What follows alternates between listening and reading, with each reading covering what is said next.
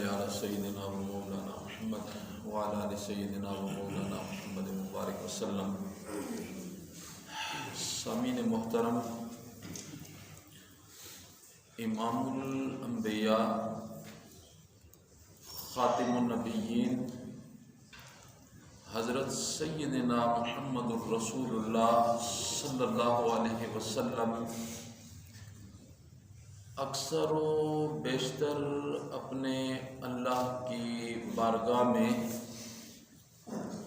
ان الفاظ کے ساتھ التجا کیا کرتے تھے: اللہم احیینی مسکینا وامتنی مسکینا واحشرنی فی زمرۃ المساکین۔ اللہ زندگی بھی مسکینی والی عطا فرما، اللہ موت بھی مسکینی والی عطا فرما۔ اللہ قیامت والے دن جب تو ساری خلقت کو اٹھائے گا نا، تو مولا اس وقت بھی میرا اٹھانا اور میرا شمار مسکین لوگوں کے ساتھ کرنا۔ بس اس حدیث کو آپ نے سمجھنا ہے۔ اکثر مالدار لوگ گھبرا جاتے ہیں اور یہ دعا نہیں کرتے۔ وہ سمجھتے ہیں کہ اگر ہم نے یہ دعا کی تو ہم غریب ہو جائیں گے، ہم ابھی زکوٰۃ دینے والے ہیں، پھر ایسے نہ ہو کہ ہم زکوٰۃ لینے والے بن جائیں۔ حدیث کا یہ مطلب نہیں ہے۔ یہ ہر بندے کے لیے دعا ہے۔ مالدار ہے تو تب یہ دعا کرے گا، متوسط ہے تو تب یہ دعا کرے گا، غریب ہے تو تب یہ دعا کرے گا: اللہ مجھے ایسی زندگی عطا فرما جو مسکینوں والی زندگی ہوتی ہے، میری موت مسکینوں والی ہو اور میرا حشر قیامت والے دن مسکینوں کے ساتھ کرنا۔ کیا مطلب؟ میں زیادہ باس میں نہیں جانا چاہتا۔ ملا علی قاری رحمہ اللہ بہت بڑے عالم گزرے ہیں، عراق کے رہنے والے تھے۔ مشکات کی شرح لکھی ہے، بڑے بڑے صاحب علم لوگ، عربی کے اندر ہے وہ، بڑے بڑے صاحب علم لوگ اس کتاب کی طرف رجوع کرتے ہیں، اس سے استفادہ حاصل کرتے ہیں۔ انہوں نے اس حدیث کا معنی سمجھایا۔ وہ کہتے ہیں کہ مسکنت، مسکینی مسکنت، کیا مطلب؟ اس کا مطلب یہ ہے اپنے آپ کو مٹا دینا، اپنی ہستی کو مٹا دینا، اسے مسکینی کہا جاتا ہے۔ عاجزی اختیار کرنا، تواضع اختیار کرنا، انکساری اختیار کرنا، اسے کیا کہا جاتا ہے؟ مسکینی کہا جاتا ہے۔ یہ مسکین بمانا وہ مسکین نہیں ہے جو ہم عرف عام کے اندر لیتے ہیں، غریب ہے، مسکین ہے، وہ مسکین نہیں۔ اس مسکنت سے مراد یہ ہے کہ اپنے آپ کو مٹا دینا، عاجزی اختیار کرنا۔ کیوں؟ اس لیے کہ بڑھائی اور بزرگی یہ ایک جگہ اکٹھے نہیں ہو سکتے ہیں۔ بندہ اپنے آپ کو بڑا بھی سمجھے، اپنے مقابلے میں دوسرے کو حقیر سمجھے، اور وہ یہ کہے کہ میں ولی ہوں، یہ نہیں ہو سکتا۔ بڑھائی اور ولایت یہ ایک جگہ اکٹھے نہیں ہو سکتے ہیں۔ ہمیشہ بزرگی اور عاجزی یہ ایک جگہ اکٹھے ہوں گے، اور کبر اور مردودیت یہ ایک جگہ اکٹھے ہو سکتے ہیں۔ ظاہر متکبر بندہ وہ مردود ہوتا ہے۔ شیطان نے کیا کہا تھا؟ ابا واستکبر وکان من الکافرین، اس نے انکار کیا اور تکبر کیا۔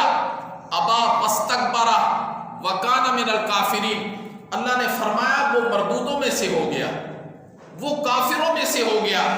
اس لیے میرے محترم، رسول اللہ صلی اللہ علیہ وسلم کی یہ جو دعا ہے، مولا مجھے مسکینی والی زندگی عطا فرمانا، مولا مجھے مسکینی والی موت عطا فرمانا، اور مولا میرا حشر کل قیامت والے دن مسکینوں کے ساتھ کرنا۔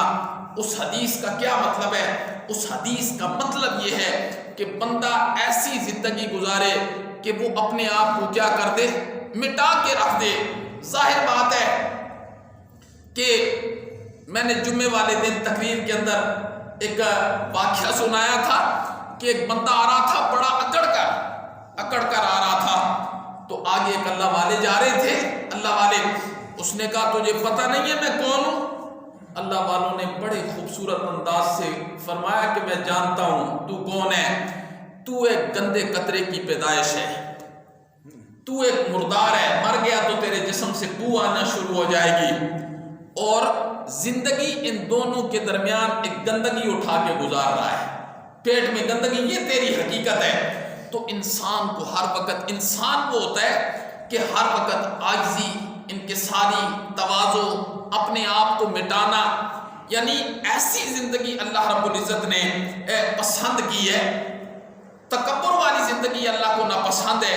حدیث کے اندر کیا آتا ہے؟ ایک رائی کے دانے کے برابر بھی کسی کے اندر تکبر ہوگا تو وہ جنت میں جانا تو بڑی دور کی بات ہے، جنت کی خوشبو بھی نہیں سونگھ سکے گا، جنت کی خوشبو بھی نہیں۔ اور تکبر کی کیا علامتیں ہیں جو رسول اللہ صلی اللہ علیہ وسلم نے فرمائی ہیں؟ کیسے پتہ چلے گا میرے اندر تکبر ہے؟ آپ نے ارشاد فرمایا غمت الناس، اپنے مقابلے میں دوسروں کو کم تر سمجھنا، گھٹیا سمجھنا۔ انسان ہو اور اسے بندہ گھٹیا سمجھے، کم تر سمجھے، فرمایا یہ متکبر بندہ ہے، یہ متکبر بندہ ہے۔ غمت الناس، اپنے مقابلے میں دوسرے کو کم تر سمجھنا۔ اور دوسری شرط کیا؟ آپ نے فرمایا بطر الحق، بطر الحق، حق بات اس کے سامنے آ جائے نا اسے جھٹلا دے، اسے جھٹلائے اس نیت کے ساتھ کہ میں حق بات کو قبول کروں گا تو اس میں میری حقت ہے، اس میں میری توہین ہے۔ میں نہیں ہوتا آج کل ایسے ہی ہوتا ہے آج کل۔ یہ نہیں ہے کہ لوگ جانتے نہیں، گھاس تو کوئی بھی نہیں کھاتا، گندم سے بنی ہوئی روٹی کھاتے ہیں، ہر بندہ سمجھدار ہے، ہر بندے کا دل مفتی ہے جی۔ لیکن ایک بندہ، ایک عالم ہوتا ہے، وہ قرآن اور حدیث بیان کر رہا ہے، قرآن اور حدیث یہ میرے اللہ اور نبی کا حکم ہے، یہ انسانی زندگی کا ضابطہ ہے، قانون ہے، اصول ہے، بیان کر رہا ہے، اس کا دل مان رہا ہے کہ باقی یہ جو مولانا صاحب بات کر رہے ہیں یہ اپنی طرف سے بات نہیں کر رہے، یہ بعض نیلی چھت والے کا حکم سنا رہے ہیں، امام الانبیاء کی ارشادات سنا رہے ہیں، اس کا دل گواہی دیتا ہے، لیکن وہ قبول اس لیے نہیں کرتا، قبول اس لیے نہیں کرتا کہ میں ایک مولوی کی بات سن لوں گا تو میری توہین نہیں ہو جائے گی، میری توہین ہو جائے گی۔ تو یہ کیا ہوتا ہے؟ ایک تھانے دار تھا نا، تھانے دار مسجد کے اندر آ گیا نماز پڑھنے کے لیے، اس نے جو نماز شروع کی نا، حالانکہ رکوع سے بندہ جب اٹھتا ہے پھر کھڑا ہونا، سکون اختیار کرنا یہ واجب ہے، اور دو سجدوں کے درمیان تسلی کے ساتھ بیٹھنا یہ واجب ہے۔ وہ تھانے دار آیا، وہ رکوع سے سر اٹھاتے ہی سجدے میں چلا گیا، اور سجدے سے سر اٹھاتے ہی دوسرے سجدے میں چلا گیا۔ ایک سرما بیچنے والا غریب بندہ تھا، اس نے جو تھانے دار کو دیکھا نا، اس نے کہا نماز پڑھنے کے بعد جب اس نے سلام پھیرا نا، اس نے کہا حضرت ہم نے علماء سے سنا ہے ایسے نماز نہیں ہوتی ہے، یہ تو مرغ کی طرح ٹھونگے مارنے والی بات ہے، رکوع سے اوپر کھڑا ہونا واجب ہے، اس واجب کو اچھے طریقے سے ادا کرنا چاہیے۔ اسی لیے اگر یہ دعا پڑھ لی جائے حمدن کثیرن طیبن مبارکن فیہ، پھر دو سجدوں کے درمیان جب بندہ بیٹھے، ہر بندے کو یہ دعا اللہم اغفر لی ورحمنی ورفانی واجبرنی وعافنی واہدنی ورزقنی، دو سجدوں کے درمیان وہ توقف بھی ہو جائے گا نا، توقف۔ تو وہ کہنے لگا میں تھانے دار ہوں، تھانے دار ہوں، تھانے کا انچارج ہوں۔ غریب بندہ تھا، ذرا ترکڑا تھا، وہ جان میں ترکڑا تھا، اکیلا نماز پڑھ رہا تھا مسجد میں، تھانے دار غریب بندہ تھا، جان میں بڑا مضبوط تھا۔ اس نے کہا تھانے دار تو تم ضرور ہو، پر یہاں مسجد میں تمہاری بیٹری چارج نہیں ہے، یہاں نماز ایسے نہیں ہوتی ہے۔ اس نے کہا میں تھانے دار ہوں، تجھے پتہ نہیں میں جیل کروا دوں گا۔ اس نے کہا کروا دو، پر نماز تمہیں دوبارہ پڑھنی پڑے گی۔ نماز اب اکیلا تھا، اس نے دیکھا ہے غریب ہے جہاں میں، اس نے کہا جانے نہیں دوں گا تجھے، نماز دوبارہ پڑھو، اس لیے کہ میں تجھ سے محبت کرنے والا ہوں۔ یہ اس نماز کے نقصان کی وجہ سے تو جانتا نہیں ہے کہ تجھے جانا کہاں پڑے گا. جس آگ کے اندر تو جائے گا نا, میں تیرے لیے وہ آگ برداشت نہیں کر سکتا. بہرحال اس کو سمجھ نہ آئی, شور کرنے لگ گیا. جو لوگ اکٹھے ہوئے نا تو لوگوں نے کہا کیا بات ہے؟ اس غریب آدمی نے بتایا تو لوگوں نے اس تھانے دار کو کہا وہ بندہ بات تو ٹھیک کر رہا ہے, اللہ کے سامنے دوبارہ سجدہ کرو, اس میں آپ کی توہین تو نہیں ہے؟ اس میں آپ کی توہین ہے؟ تو لوگ کیا سمجھتے ہیں؟ حق بات کو قبول کرنے کو اپنی توہین سمجھتے ہیں. اس لیے میرے محترم توہین نہیں سمجھنی چاہیے. تو بڑھائی اور ولایت یہ دو چیزیں اکٹھی نہیں ہو سکتی ہیں. یہ دو چیزیں اکٹھی نہیں ہو سکتی ہیں.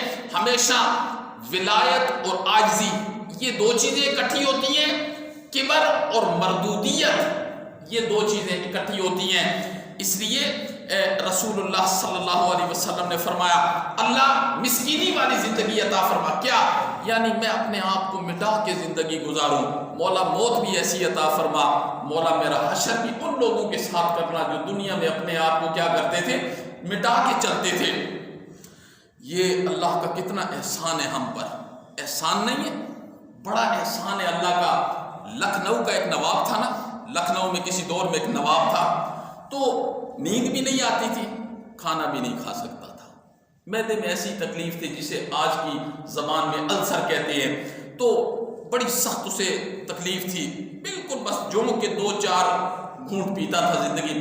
ایک مرتبہ وہ بالکونی میں کھڑا تھا نا, کھڑکی کے باہر اس نے دیکھا ایک بندہ ہے, اس نے لکڑیوں کا گٹھا اپنے اوپر اٹھایا ہوا ہے, دور سے آ رہا ہے. اس نے جو دیکھا کہ وہ سکون کے لیے اس نے گٹھا نیچے رکھا, اپنی گٹھڑی سے 2 روٹیاں بڑی بڑی نکالی اور مرچ اور مسالے کے ساتھ اس نے کھائیں. ایک لوٹا پانی کا پیا اور دیکھتے ہی دیکھتے وہ درخت کے نیچے ایسے سویا کہ خراٹوں کی آواز نواب تک پہنچنے لگی. اسے تو بڑا تعجب ہوا. اس نے اپنے وزیر کو بلایا اور کہنے لگا جاؤ نا اس مزدور کو کہو میری نوابیت بھی لے لے اور میری جاگیرداریت بھی لے لے, مجھے یہ 2 چیزیں دے دے, نیند دے دے اور بھوک دے دے. نیند دے دے اور بھوک دے دے. جب میرے محترم انسان کا تعلق مرکز سے کٹ جاتا ہے نا, مرکز سے تعلق کٹ جاتا ہے, انسان بے چین ہو جاتا ہے. کیا مطلب؟ مچھلی کو سکون پانی میں آتا ہے. اگر مچھلی کو باہر نکال کے آپ بڑی حسین جمیل جگہ پہ بھی رکھیں گے اسے سکون آئے گا. یہ روح جو انسان کے اندر آئی ہے نا, یہ خالق ارض و سما کی طرف سے آئی ہے. جب اس روح کا تعلق اللہ کے ساتھ قائم رہے گا تو بندے کا دل و دماغ سکون میں رہے گا. جب اس کا تعلق وہاں سے کٹ کے دنیا کے ساتھ جڑ جائے گا, پھر ساری دنیا بھی اگر دے دے گا تو اسے دل و دماغ کا سکون کبھی حاصل نہیں ہو سکتا. اللہ ہمیں عمل کی توفیق نصیب فرمائے. اللہم انت السلام و منک السلام تبارک یا ذا الجلال والاکرام برحمتک.